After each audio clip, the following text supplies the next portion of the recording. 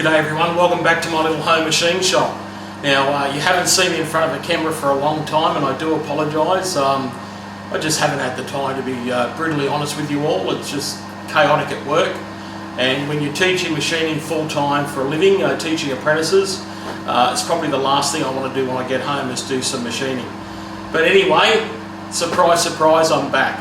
So I've got a couple of videos coming out. This one today I'm machining some spacers.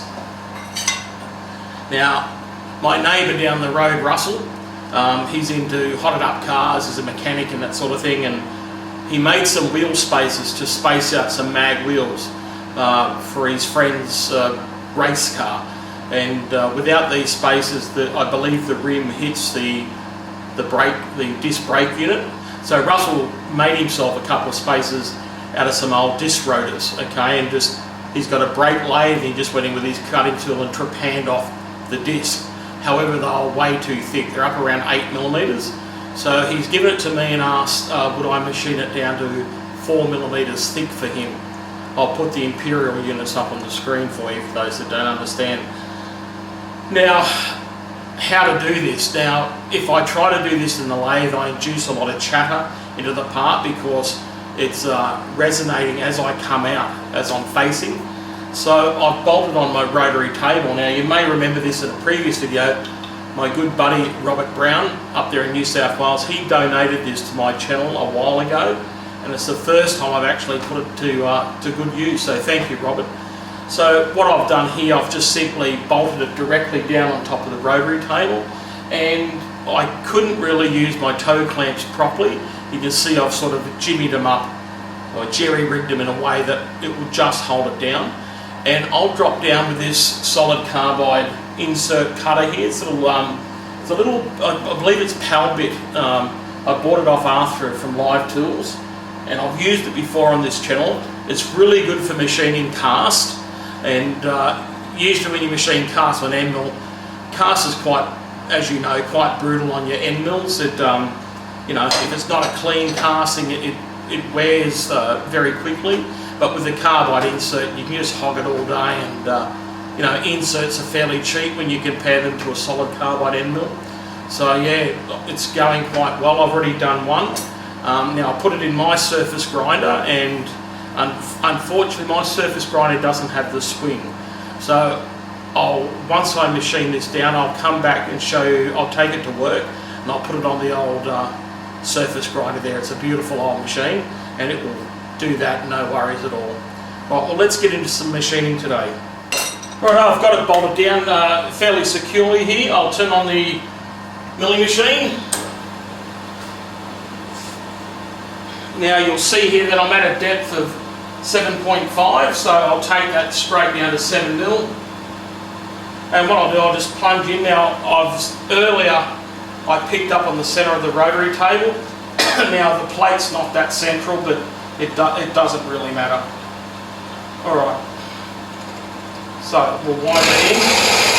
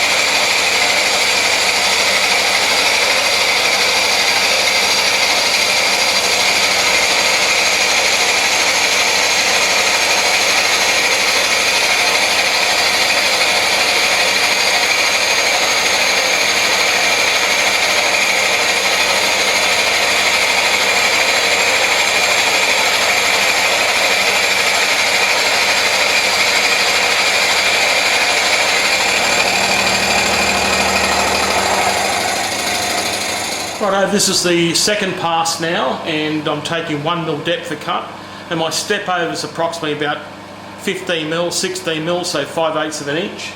Like I said, 1mm deep. So let's wind in now and take that cut.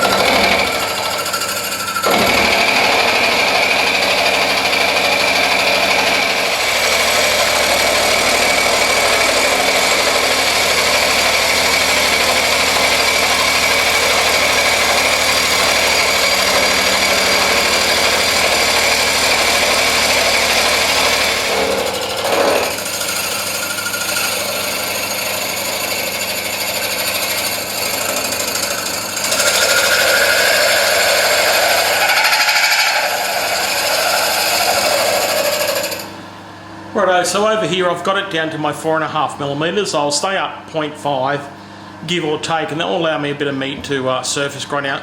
Surface grinding off 0.5 mil is quite a fair bit of meat, but it allows me for any parallelism errors on the top or bottom. So what I'm going to do here is unbolt it, and I'll have to mill off some lugs that are left underneath these toe clamps, and you'll see in a minute when I back these off.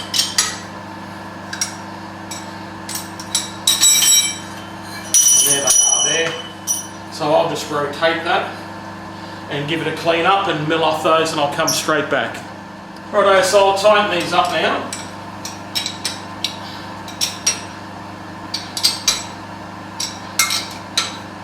Now I'm not overly worried about getting it 100% in the middle. I'm just relying on the concentric rings of the rotary table. If you know, on your chuck you'll have concentric rings, especially on forward jaws, and they just help you for a little quick reference to line it up. So now that I've got this,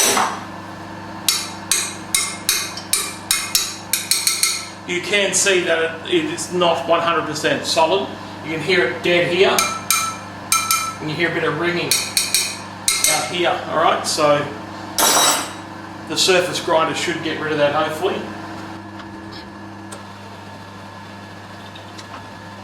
Just bring up my knee to about 4.5 mil. I'm just listening. I did have to turn the inserts around. You can hear it just touching there.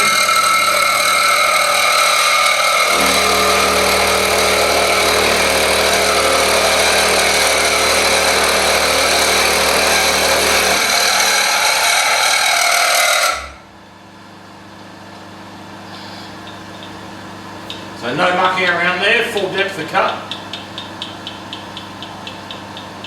You could hear it ringing. I've got a little bit of chatter mark in there. And I'll come back out here again and pick that up with a knee.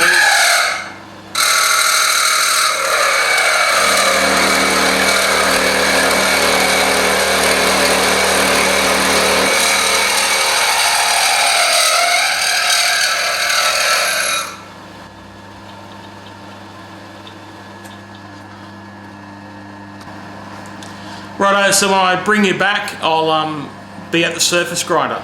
Stay tuned.